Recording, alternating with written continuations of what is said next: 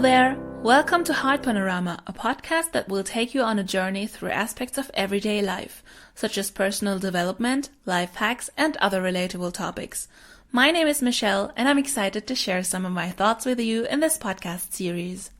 While I talk about today's topic, I'm mentioning certain brands, products, or services. Any form of product placement in this podcast solely serves discussion purposes and is not paid or sponsored in any way. Hi everyone and welcome back to Heartpanorama. Before we dive into today's topic, I'd like to apologize for this episode's delay.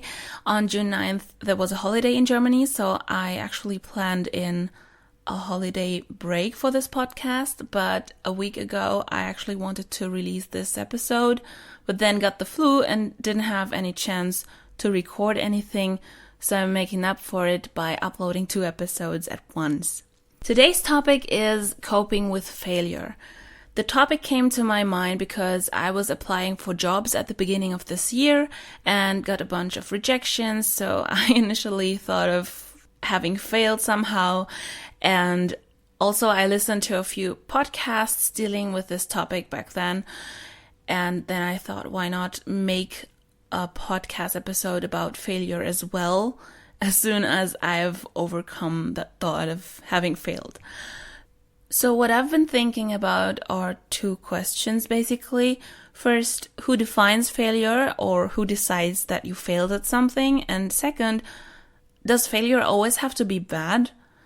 So addressing the first question, I think failure is a very subjective word. Something that could be seen as a failure for one doesn't necessarily have to be a failure for the other. And if you think you failed, it's probably because you have your certain expectations and you didn't manage to fulfill them.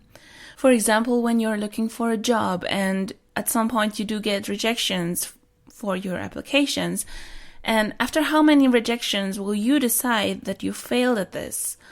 Like I said, it's very subjective. So for the one person, it could be that they say, I failed after they wrote 5 applications and got rejected, and another person says, whoa, 5 rejections, that's nothing. I got rejected 20 times or something. So like I said, it's really subjective, and I think it depends on yourself, how you define failure for yourself. Addressing the second question that I had, that questions whether failure always have to be bad, I think it's a bit linked to question number 1.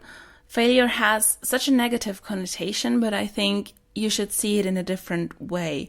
So for one person, a failure could always be bad. For another, it could be an opportunity to get better. So I think you should make the best of it and learn from it.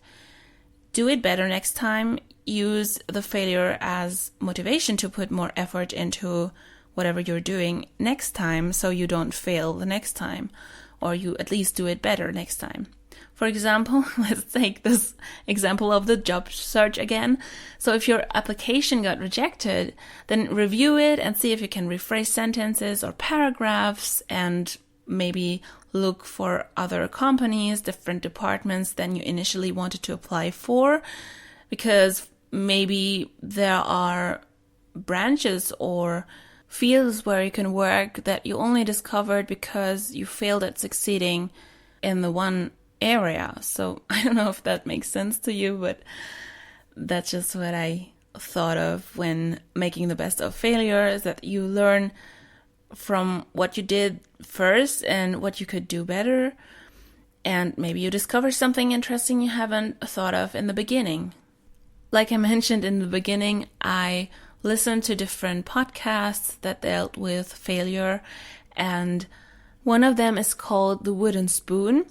And in one of the episodes, the host said that failure doesn't have to be bad, but it might lead you onto a different path that you'll find yourself happy with, that you didn't really think of before you got rejected. So I think it's kind of related to the topic of fate or destiny, but without being so restricted and say, okay, whatever you do, you will end up on the same path. That's not what I'm saying, but maybe failure is necessary for you to recognize that a different path might be better for you, or you might be happy with another path that you actually wanted to go on. It doesn't matter what you're dealing with, whether it's a job application or a uni application or anything else. So now, after rambling a bit too much about the definition of failure and whether it's bad or good, now to the actual question of this week's episode: how do I cope with failure? And I think I partly answered that just now, but just to summarize it here, I think if you feel that you failed at something, you shouldn't shut down and fall into self-pity, but try to see that it's not the end of the world. There's always a lot that you can do better, and it's probably going to get better. And there are so many opportunities that you can grab after that. So having failed is not a reason to stop trying. Also, as I said earlier, you should see it as a reason to work harder to reach your goals. So learn from your so-called failure and figure out what you can improve. Also, what helps a lot too, in my opinion, is talking about it with your close friends, because I think they can help you see the situation from a different perspective. Because I think if you think you failed, your thoughts are evolving around that the whole time, and you can't really see your situation from a different point of view. So I think it's really important to talk to other people about it. And getting a new perspective will help you feel less like your whole life is a failure just because you didn't succeed at that one thing. And I think your friends will encourage you to keep going, and you'll see that you're not alone with your struggle. I think as I grew older, my definition of a failure changed as well. So looking back at third grade, for example, I was already worried when I got a 3 on a test. Just to clarify, in Germany, a 3 is somehow the equivalent to a C in the US, I think. And in Germany, the best grade is a 1 and the worst is a 6.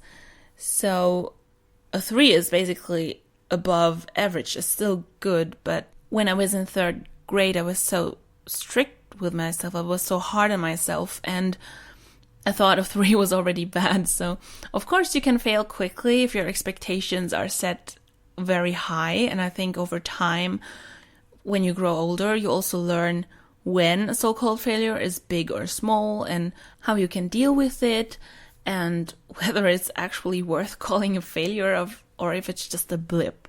So it's a subject of definition, I think. When we speak about high expectations and failure, I think connected to that topic is also the fear of failure. The fear of failure can be so restrictive, and just try to overcome that fear and remember that people make mistakes. It's normal and nobody is perfect. Just try your best, because even if you fail, it's still always going to be better than not trying at all. Because in my opinion, if you at least try something out and you see if you get a chance to succeed and reach your goal, then the probability is way higher than not trying at all. So I think it's important to remember that and not be overcome by that fear of failing or by falling into self-pity because you didn't reach your goal immediately. So like I said in my previous podcasts that also dealt with similar topics that have to do with personal development and so on, I'd like to remind you that I'm not an expert on this. I'm just speaking of my own experiences, but maybe some of my ideas might help you in your situation or might help you gain a different perspective on things. And it doesn't matter what situation you're in, whether you're applying for a job, studying for exams, joining a competition of some sort, or anything else. I think that whole topic applies to so many areas in your life that I think you should stop for a minute and think about your situation. And if you think you failed, reflect on it and evaluate if it's really a failure or not. So how about you? How do you define failure? How do you cope with it? Let me know in the comments below. I'd like to know what your take on this is, and I'd be happy to discuss this topic further with you. That was today's episode of Heart Panorama. Thank you so much for listening. If you enjoyed this podcast, please give it a like and leave a comment.